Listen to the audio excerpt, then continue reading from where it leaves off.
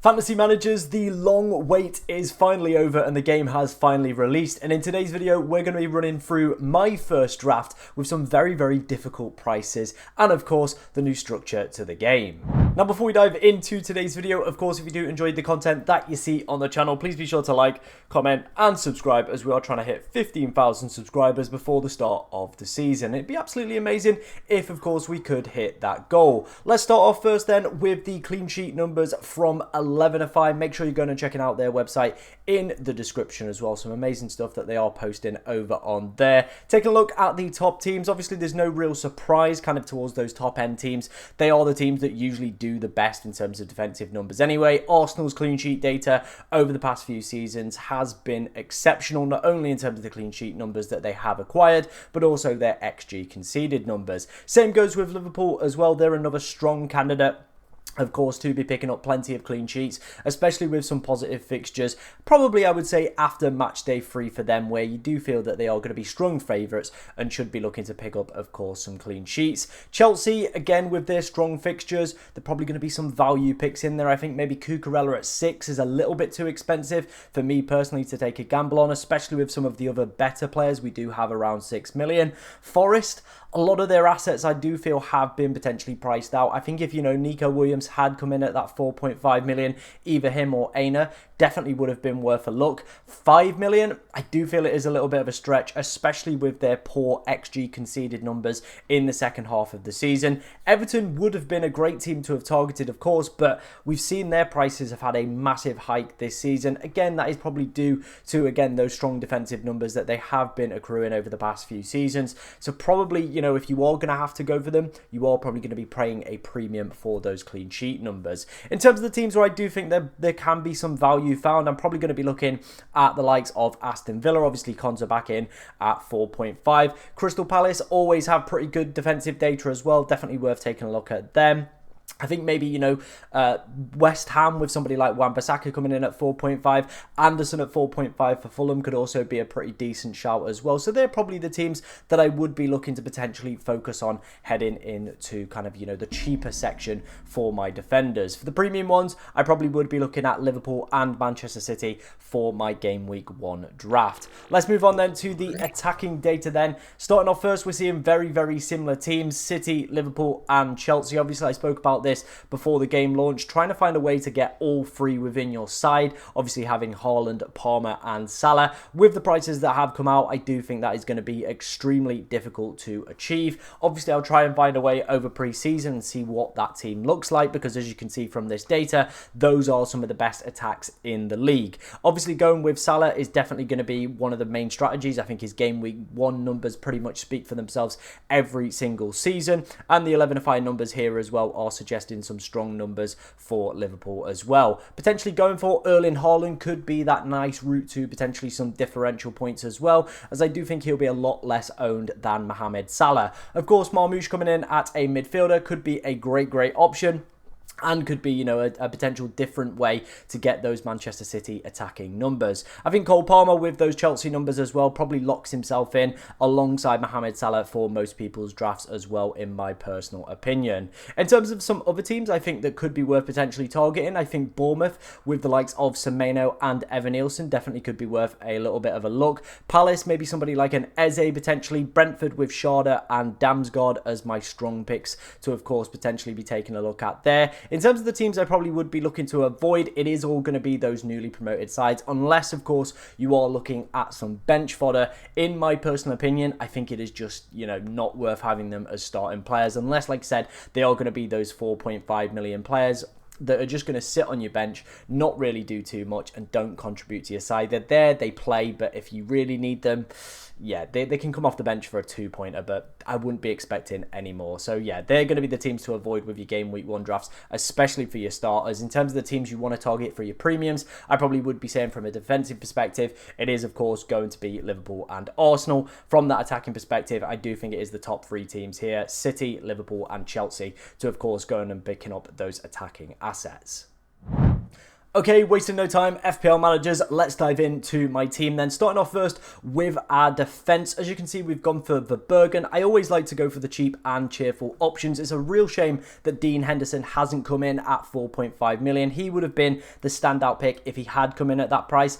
But he came in at 5 million, and I just don't like spending that on a goalkeeper. I think there's probably going to be similar value found within the 4.5 million range this season. Looking at some of the goalkeepers, I think Kelleher could potentially be a shout. Verbergen's probably the other shout as well. We'll probably do more of a deep dive as pre-season progresses, seeing which one is going to be the standout goalkeeper. The 11-5 numbers weren't great for Verbergen, and they're not one of these teams that do keep a lot of clean sheets, but hopefully maybe some saves potentially might boost him up. So we'll have to wait and see on that one. But like I said, I am just going to go for the cheap and cheerful goalkeeper approach. I never like to have rotating goalkeepers or premium goalkeepers. It is just those cheap ones that, of course, can pick up some clean sheets and hopefully some saves as well. Taking a look then at our first defender, it is going to be Ezri Konsa. Villa kind of slotted around the mid kind of, price in terms of the 11-5 sheet, in terms of those clean sheet numbers. Konsa is just a very steady Eddie at 4.5 million. He's pretty much one of the first names on the team sheet for Aston Villa every single season.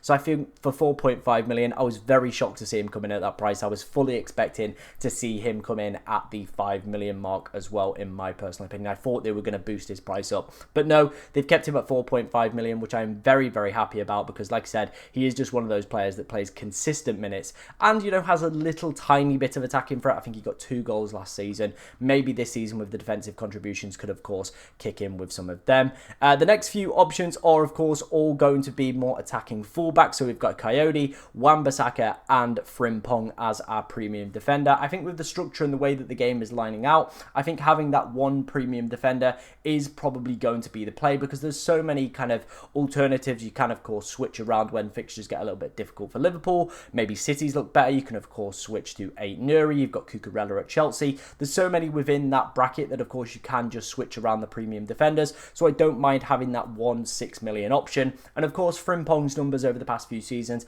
have been stupendous. Last season, 10 goal involvements for a pretty average Leverkusen size. They weren't as good as they were the season before. Hopefully, we do see, Frimpong start and play some decent minutes. Of course, there is that worry that Bradley is just sat there waiting, and I don't usually like to go for new kind of, introductory players, but I feel with this position, I think I might potentially take that little bit of a gamble and hope that Frimpong, of course, can deliver, and with Liverpool obviously excelling on the 11-5 numbers, hopefully that can be a route to points.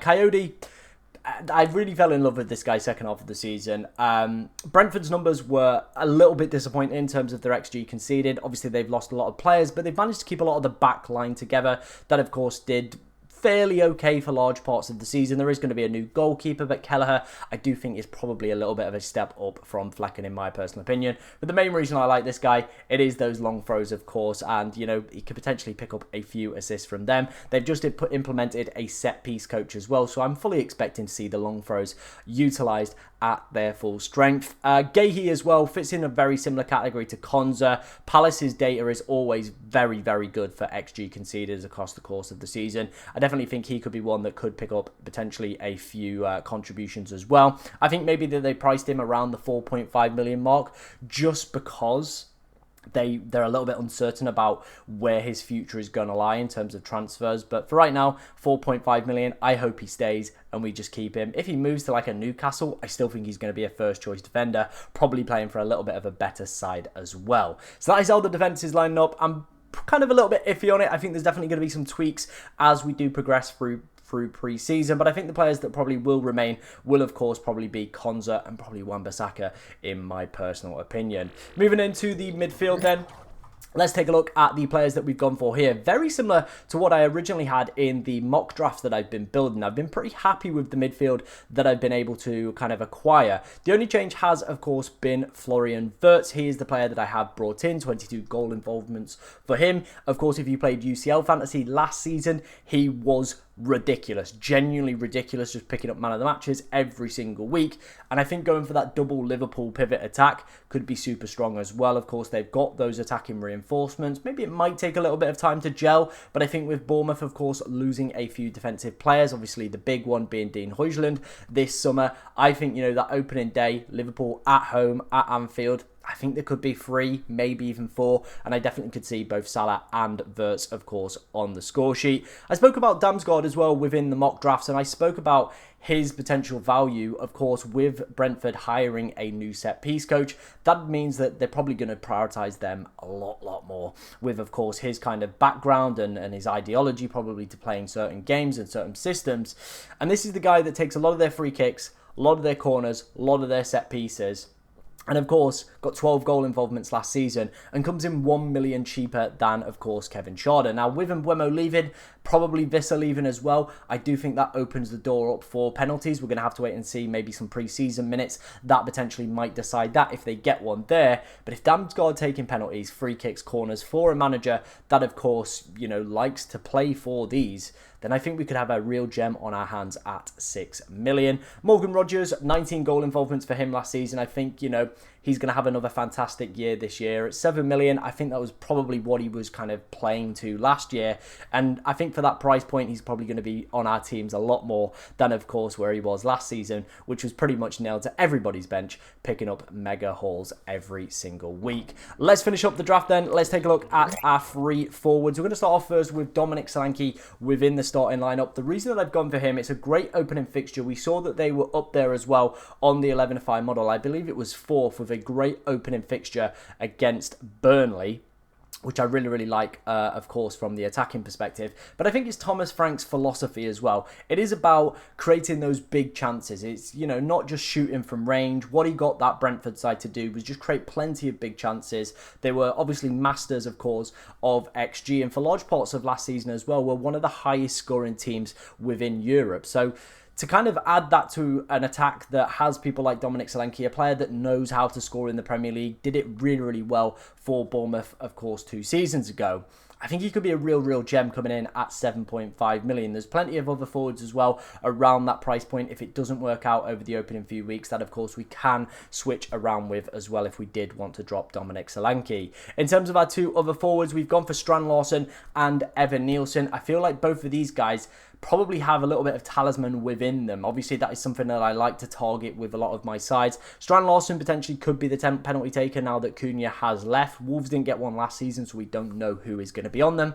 Hopefully, they get one nice and early, so we can, of course, decide that. 19 goal involvements for this guy, by the way, last season. Not a great opening match day 1, but then, of course, Strand Larsen and Evan Nielsen face off against each other in match day 2. I don't mind that. I think both defenses a little bit leaky. Definitely could see a few goals in that one, but I really like both of these strikers.